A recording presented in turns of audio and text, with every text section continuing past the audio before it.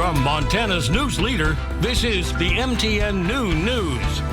Good afternoon and welcome to your MTN Noon News for this Friday. I'm Hailey, Monaco. President Trump announced this morning that the suspect in the Charlie Kirk murder has been caught. The 31-year-old conservative activist was shot and killed Wednesday during an event at Utah Valley University.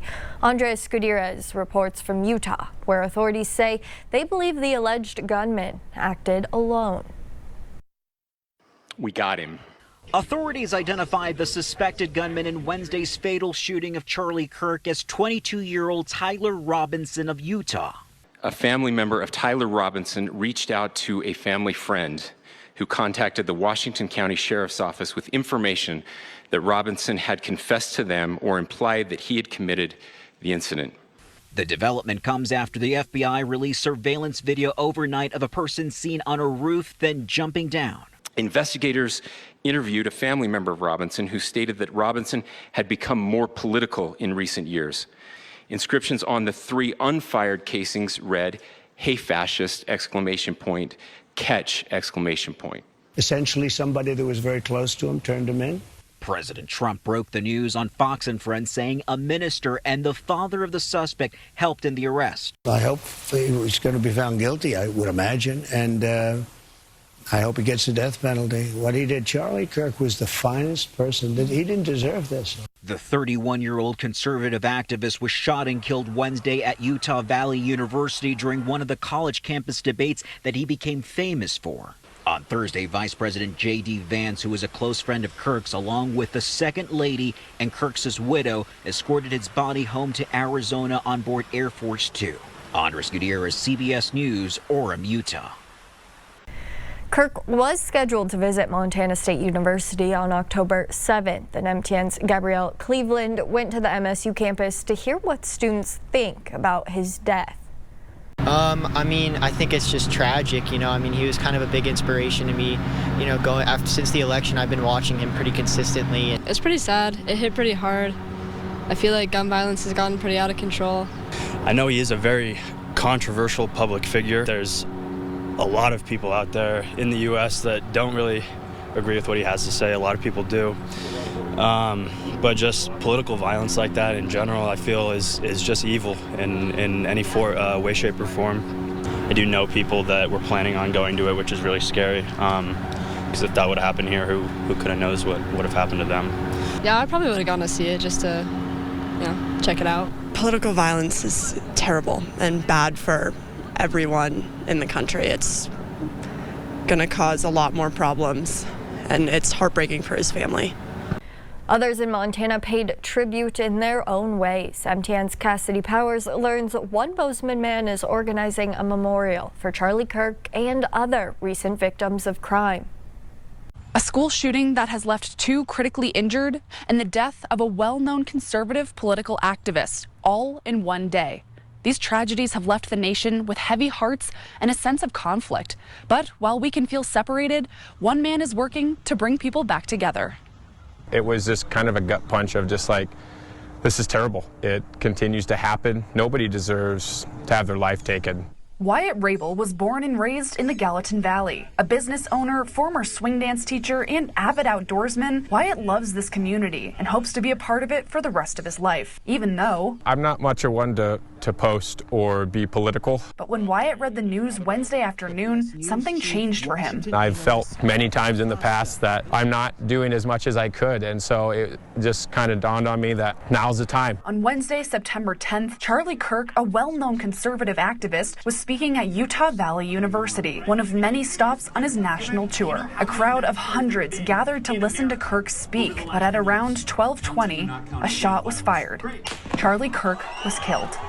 Moments later, 1 state away, a student of Evergreen High School in Colorado opened fire using a revolver. At least 2 students left in critical condition. The suspect shooter later died from a self-inflicted gunshot wound. To see somebody's life taken like that, to leave behind a wife and kids, to see the school shootings of what happened, just to see that kind of destruction and death, like, that just breaks my heart. Which is why Wyatt created a post and shared it with a Facebook group. His words read, "Let's pray for our nation, the families of the victims of the school shootings, Charlie Kirk's family, the families of everyone who has lost loved ones to tragedy lately. If you're sad or down or feeling the weight of the world, let's gather and pray."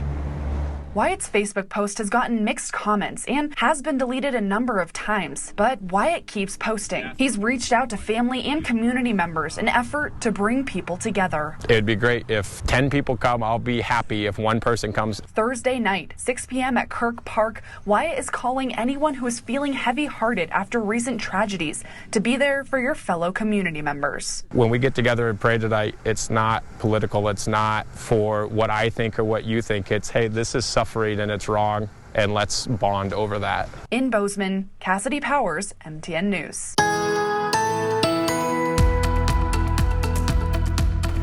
Well, happy Friday, everybody, and TGIF boom as we cruise into the weekend. Let's take a look at the temperatures out there, and you can see the difference. West of the Divide, we're mainly in the 60s. East of the Divide, we've got those 70s and a few 60s down there in northern parts of Wyoming. We do have some storms down around Sheridan, just north of Buffalo, also pushing into Broadus. These storms have gusts well over 40 miles an hour possible. Could see at least some quarter-size hail with it. And this is what's going to ramp up as we get into the afternoon. You can see a good portion of the state, really central and areas east down in northern Wyoming. We have a chance of severe storms. We'll break it down for you, tell you more what we can expect with the main forecast coming up here in just a few minutes. We are learning more about a drug burn gone wrong at a city-owned incinerator. The incident sent smoke into the Yellowstone Valley Animal Shelter as Billings police say a partner agency was burning methamphetamine. This left more than a dozen employees sick and exposed to meth and forcing animals to be rushed outside. Our Isabel Spartz looks into what happened. It may seem like wash day here at the Yellowstone Valley Animal Shelter, but it's the aftermath of a shocking situation. We're really lucky. Executive Director Trinity Halverson was sitting outside Wednesday when she noticed a strange smell coming from the building. The little bit longer that I could smell it, I knew that it was something burning in the crematorium, like the incinerary. Within minutes, thick smoke filled the building. Several of my staff were coughing. We were trying to pull everybody out to get them out of that smoke because there was billowing smoke out of the room. Employees like Lizette Worthy rushed to evacuate animals to safety, and after several hours, 14 shelter employees went to Billings Clinic to be treated and were shocked to discover what was in the air. One of our board members got a call from City Administrator Chris Kokolsi, and he let us know that after doing some research, he got confirmation that they were burning methamphetamine. The incinerary is owned by the city of Billings. While it's regularly used to burn animal remains, each Wednesday law enforcement also uses it to dispose of narcotics. City Assistant Administrator Kevin Iflin claims the problem lies not with the incinerator itself, but with the negative pressure it creates in the building. And then there was another thing in place, that there was a 4-foot fan out there, that if there was issues that started to arise, that we could turn that on. Iflin says that fan was never turned on, along with another problem. Well, apparently there was a backdraft of some sort coming out of there, where smoke was coming out of the incinerator. Iflin says he has no knowledge of prior problems at the shelter, but Halverson says issues began to arise 2 years ago when smoke would fill the room during burnings. She tells MTN she's reached out to the city multiple times with concerns. But when they're burning, what they tell us is evidence. It smells like almost like plastic or chemical burn. All animals Wednesday were taken either outside or off location and are all safe. The employees have all since been released from the hospital. And I had 14 staff members exposed to smoke inhalation from methamphetamine, plus all of my animals, is not okay. And it should have been prevented. In Billings, Isabel Spartz, MTN News. Local governments across Montana are finalizing their budgets for the coming year and getting ready to send out property tax bills. But in Helena, changes in how taxable value is calculated left city leaders with some concerns. MTN senior political reporter Jonathan Ambarian breaks down the issue. Every year, the Montana Department of Revenue tells local governments like the city of Helena the total taxable value of all the properties within their jurisdiction, including new construction. But this year, the city had some questions for the department about how they reached the number they told them. We're just trying to understand the data going forward so that we can make good budget estimates on our tax revenue.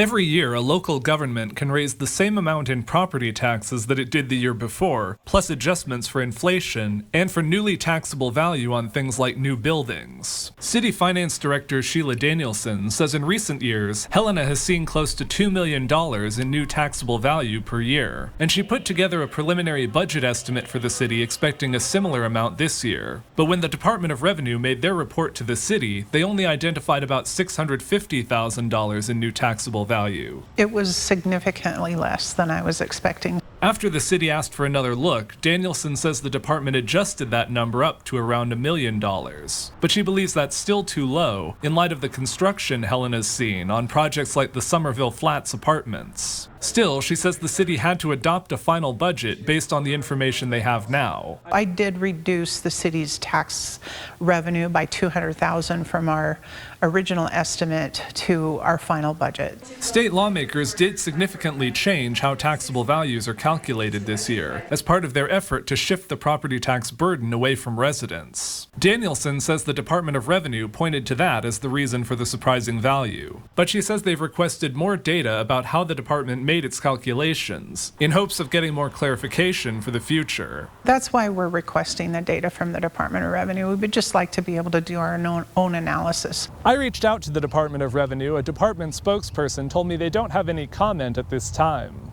In Helena, Jonathan Amberian, MTN News.